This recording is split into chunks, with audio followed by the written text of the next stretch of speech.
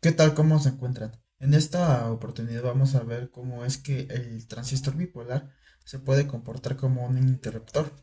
Recordemos que un transistor de unión bipolar, un transistor BJT, es un dispositivo de tres terminales que está fabricado a partir de semiconductores. En la imagen derecha podemos ver diferentes tipos de encapsulados que corresponden a este dispositivo y de los cuales podemos observar que cada uno de ellos tiene tres terminales. Existirán casos en los que los dispositivos mostrarán solamente dos terminales, pero la tercera terminal se tomará usualmente de la carcasa. También recordemos que en base a su fabricación hay dos tipos de transistores, los cuales son el NPN y el PNP, que en resumen lleva capas intercaladas de tipo P, PN o NP. Y recordemos que también tienen tres terminales, el emisor, que es donde sale toda la corriente, el colector, que es el colector que aunque se vea tal cual, es donde se colecta toda la corriente que viene del emisor. Y la base, que es una terminal de control, porque recordemos que el transistor es un dispositivo controlado por corriente. ¿Cuáles son las aplicaciones principales que tiene el transistor? Podemos decir que las más comunes es como un amplificador. Podemos ver en la imagen que cuando tenemos, por ejemplo, una señal de entrada, una señal sinoidal, y se mete una etapa en la que aparece transistores bipolares, esta señal en la salida aparecerá amplificada, como se muestra en la imagen de la derecha. Por otra parte, también el transistor se puede comportar como un interruptor o como un switch electrónico. Vemos en la parte de abajo como un interruptor se encuentra abierto, como un interruptor se encuentra cerrado. Pero este ejemplo es un interruptor mecánico. El transistor también puede abrir y cerrar circuitos, dejar pasar la corriente o no dejar pasarla. En el transistor bipolar o transistor de juntura bipolar se le llama bipolar porque dos portadores de carga son los que participan en los fenómenos de conducción eléctrica dentro del dispositivo y que estos son electrones y los huecos. Hay, hay tres formas de configurar el transistor y que implica cuál de las terminales del transistor va conectada a la masa o a la tierra. Por ejemplo, vemos que en el caso del emisor común en el lado izquierdo de la terminal de emisor va conectada a la tierra. En el caso del medio, que es la base, va conectada a tierra o el colector en el caso de la derecha va conectada a la tierra. Para saber cómo es que el transistor se comporta o puede comportar como un interruptor cerrado o abierto, es necesario hacer referencia a la gráfica de salida que se tiene en la configuración de emisor común. Observamos en el eje X la gráfica de voltaje y específicamente el voltaje colector emisor, que si vamos al circuito tenemos acá un transistor NPN en el lado derecho, tenemos la base, tenemos el colector, tenemos el emisor. El voltaje colector emisor es el que se mide entre el colector y el emisor. En la parte de abajo vemos como el voltaje de colector emisor es dependiente o el resultado de la diferencia que hay entre el voltaje de la fuente y ese término que aparece a la derecha donde participan tanto la corriente de colector como los dos resistores que se encuentran en esa sección, que son la resistencia de colector que en el circuito está acá arriba y la resistencia del emisor que es el resistor que tenemos en la parte de abajo.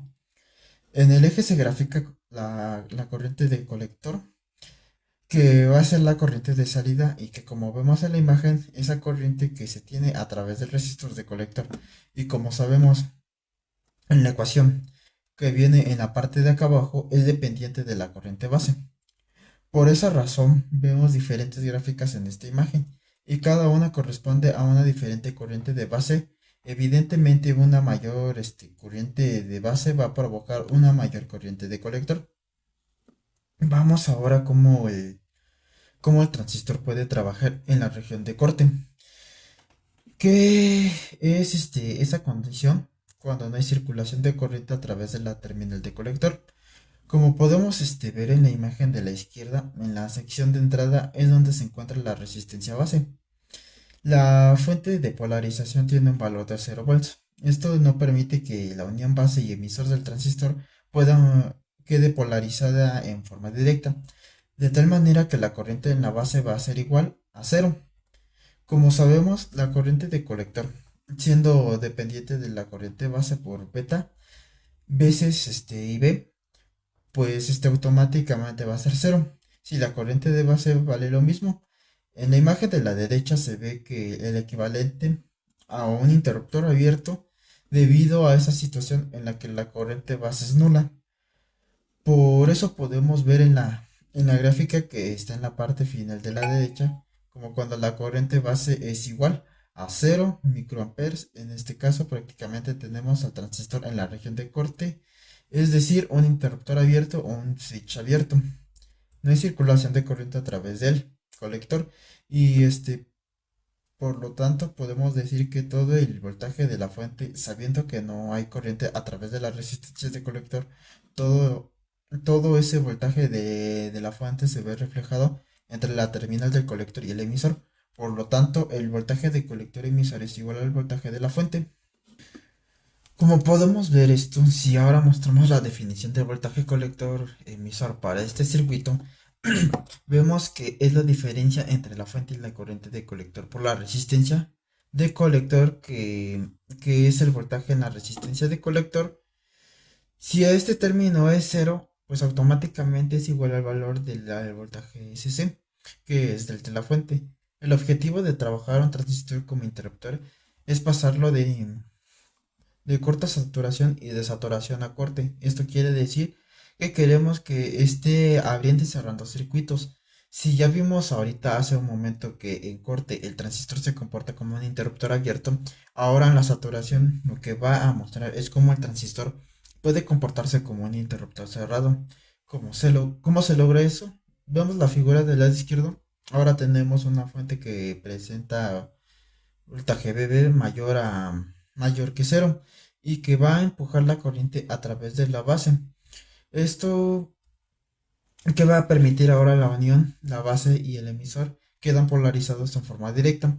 Ahora tenemos una fuente BBB mayor que cero que va a hacer circular la corriente a través de la base de tal manera que va a polarizar la unión base emisor en directa, y esto va a permitir que también circule corriente a través de la resistencia de colector.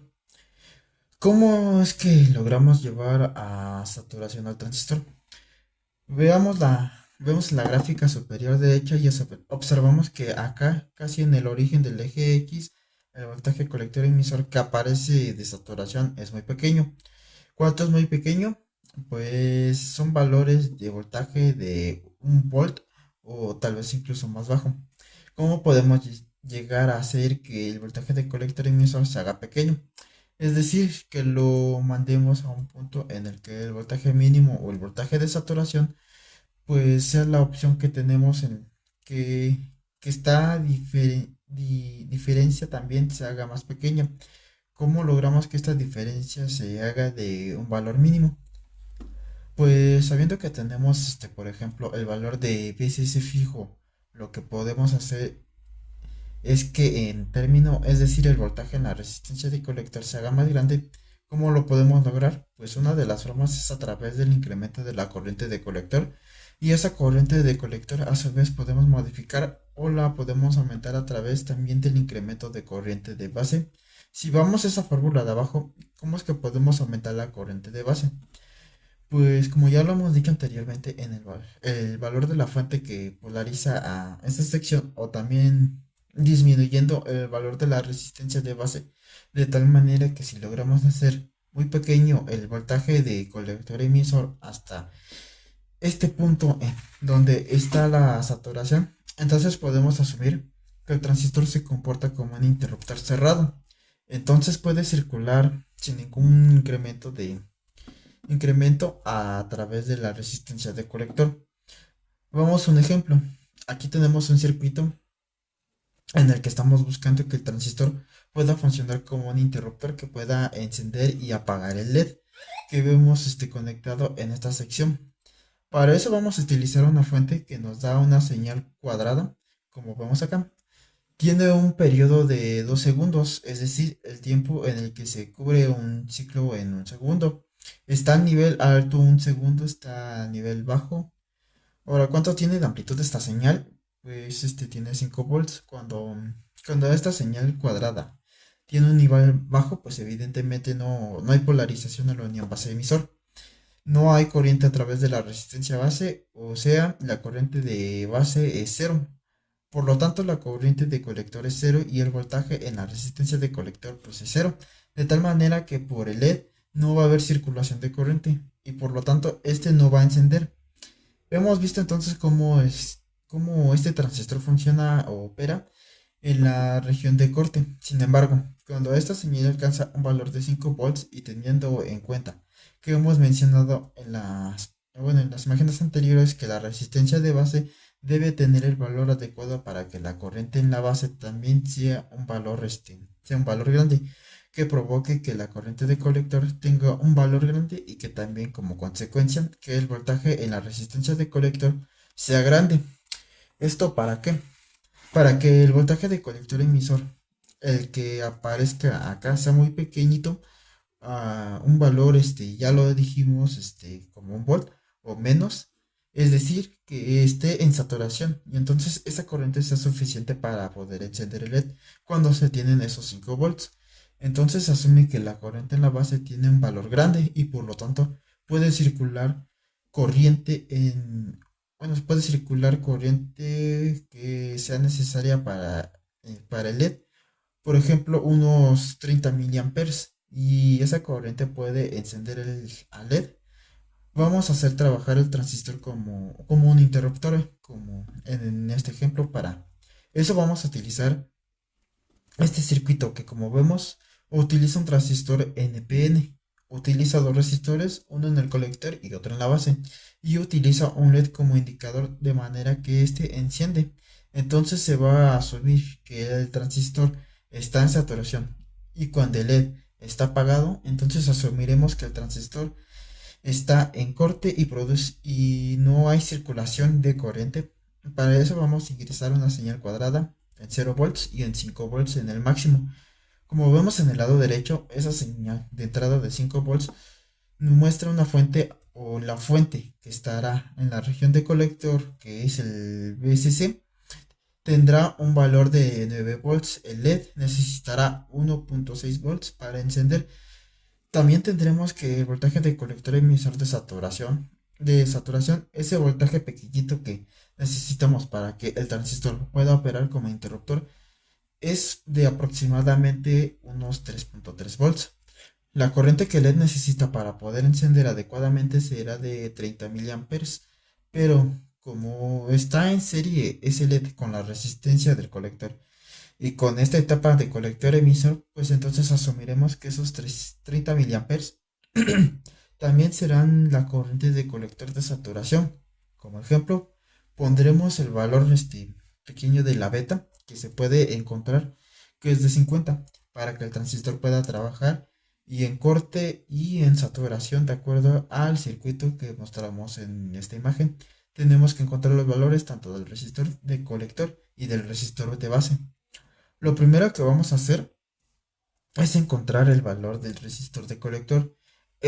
Inicialmente tomamos en cuenta que ya hemos usado anteriormente y que ya sabemos que nos permite calcular el voltaje de colector emisor, aunque en este ejercicio nos lo están dando, pero que nos permitirá calcular la resistencia de colector. En esta expedición tenemos que agregar también la caída de voltaje que habrá en el LED. Por lo tanto, el voltaje de colector emisor sería igual al voltaje de la fuente de 9 volts menos este término que representa el voltaje en la resistencia de colector menos el voltaje en el LED. Ahora tenemos que precisar algunas variables dentro de esta expresión.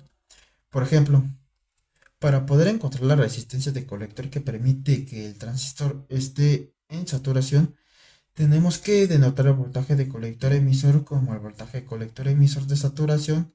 Asimismo, también a la corriente de colector tenemos que denotarla como la corriente de colector de saturación.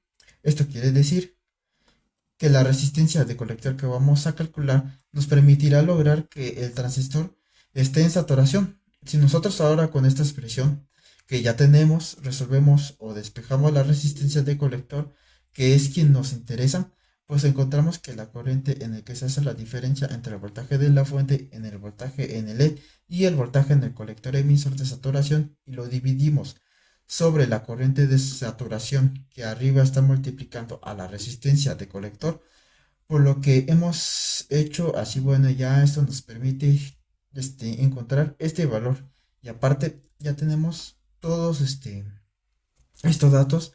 El valor de la fuente son de 9 volts, el valor del voltaje de LED es de 1.6 volts y el voltaje colector emisor de saturación es de 0.3 volts.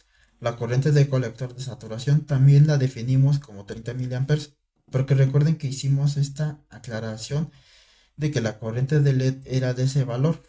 Ahora hacemos las cuentas: 7.1 volts, que es lo que queda de esta, resta y lo dividimos entre 30 por 10 a la menos 3, o lo que viene siendo milis, que es el prefijo, bueno, si es el prefijo milis, nos da un valor aproximado de 236.67 ohms, que es el valor de la resistencia de colector que tenemos que poner en esta etapa, ya que se tiene la resistencia de colector.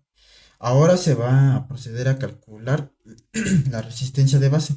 Tenemos entonces que utilizar los datos que ya este, vamos con tantos. Por lo tanto, ahora lo que conviene es hacer referencia a esta expresión. La corriente de colector es igual a la beta veces, es igual a la beta veces la corriente y de base, porque recurrimos a esta fórmula. Si nosotros logramos calcular la corriente base, también tenemos otra fórmula en la que la resistencia de base se puede obtener a través de algunos datos en los cuales está incluida la corriente base. Evidentemente, por lo que hemos platicado ya, el hecho de mandar el transistor a saturación requiere nuevamente que nosotros denotemos o que renombremos algunas de estas variables. Por ejemplo, a la corriente de colector le vamos a poner corriente de colector de saturación. Asimismo, tenemos la beta. Ese es un valor fijo, pero veamos ahora la corriente de base. Se le va a denotar como la corriente base mínimo.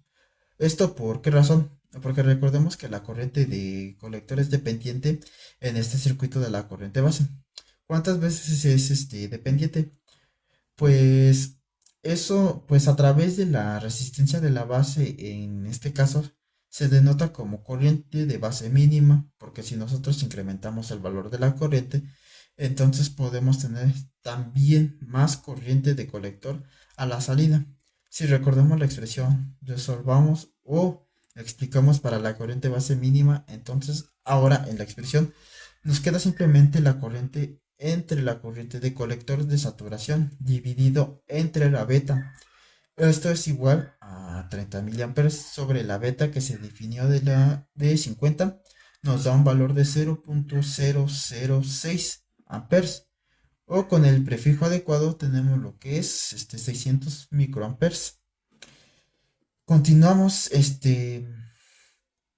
entonces con nuestro procedimiento para poder encontrar la resistencia de base, y para que eso vamos ahora a trabajar es esta malla de entrada en la que está la fuente que se tiene en esta sección, la resistencia de base y el voltaje base emisor.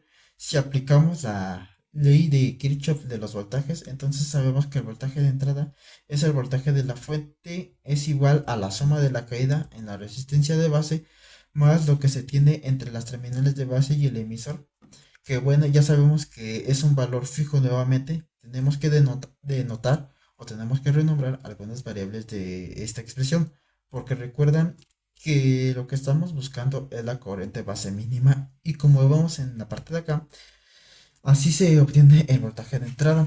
Es igual al voltaje en la resistencia de base, pero por la ley de Ohm, pues esto es corriente por resistencia. Pero ya con esta aclaración, es la corriente base mínima multiplicada por la resistencia base máxima. Sabemos que esta dependencia de tal manera que si nosotros acá le ponemos resistencia de base máxima que podemos utilizar y la reducimos, entonces podríamos lograr una corriente base más grande, que se denotó como mínima adicional a esto. Pues hay que sumar el voltaje base emisor, que ya sabemos que cuánto valen, si ahora resolvemos o despejamos para la resistencia base más grande que podemos colocar en la sección de entrada para poder lograr la corriente de base más pequeña o sala mínima que va a permitir que el transistor entre en saturación, pues entonces la fórmula nos queda que el voltaje de entrada, que son los 5 volts, cuando se tiene ese valor en esta señal cuadrada, menos los 0.7 volts, que son los que ya se conoce como fijos en una caída de diodo dividido entre la corriente de base mínima que calculamos arriba, que nos dio unos 600 microamperes. Entonces, cuando hacemos las cuentas para estas cantidades, obtenemos un valor de 7167 ohms como el valor de resistencia más grande en la base. Por lo tanto, y sabiendo que estos valores son, son calculados de manera teórica, pues podemos aproximar un valor un valor real de una resistencia, que es lo que podemos hacer. Como esto era el máximo, pues la podemos reducir, y para este ejercicio seleccionamos una resistencia de 7000 ohms, o también le podemos decir que puede ser una resistencia de 7 kilo ohms. Y ya para terminar, vamos a poner la simulación del circuito. Tenemos un transistor, que en este caso es el 2N2222A, y tenemos nuestra resistencia de colector, que es de 236.67 ohms. Asimismo, esta la resistencia de base, que al final calculamos como 7 kilo ohms. La fuente que alimenta a la sección del colector es de 9 volts. Como en el ejemplo, y en la entrada hemos puesto ese valor fijo de 5 volts. Cuando nosotros le damos play a esta simulación, nos damos cuenta que, por ejemplo, que en este multímetro, que es el XMM2, que mide la corriente de colector, tenemos aproximadamente esos 30 miliamperes que corresponden a la circulación de corriente en el LED, y en la entrada tenemos aproximadamente 600 mil amperes que hemos calculado. Hay una pequeña diferencia, porque el LED no está manifestando los 1.6 volts, y bueno, por esto, esos pequeños cambios, pero se aproximan a los cálculos que hemos hecho anteriormente. Ahora, si nosotros para la simulación y quitamos la fuente y conectamos este resistor de base directamente a masa o a tierra, que sería el caso en el que la señal cuadrada está entregando los 0 volts, volvemos a darle a la simulación y nos damos cuenta que la corriente de colector evidentemente es 0 amperes, porque el transistor está en la región de corte. No hay una corriente de excitación, que es la corriente en la base, de que he hecho acá la ponen de un valor muy pero muy pequeño en picoamperes, por lo que no hay una fuente que logre hacer que circule corriente en esta sección. Pues evidentemente, por lo tanto, el transistor está en corte y el LED no va a encender. Esto ha sido todo por esta ocasión, y espero verlos en una próxima vez.